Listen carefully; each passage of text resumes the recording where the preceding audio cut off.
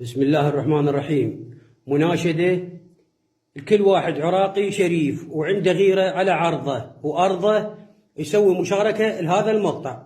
أنا قاتلت لهذا البلد بغيرة وشرف، وصار لي 8 سنوات أداوم بدون راتب. هاي أرقام وتواريخ المراجعات. وزارة الداخلية وقيادة قوات الشرطة الاتحادية ما خليت مكان ما راجعت به، مليت من المناشدات والمراجعات.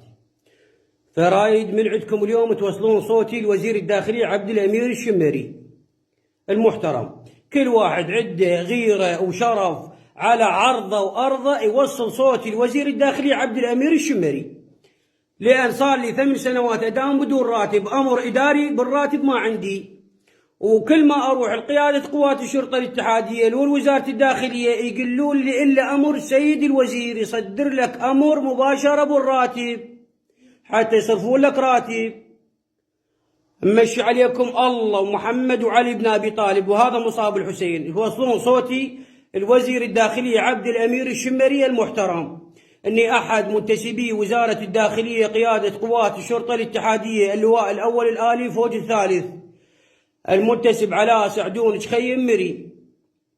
مروتكم أهل الغيرة، وصلوا صوتي الوزير الداخلية عبد الأمير الشمري المحترم.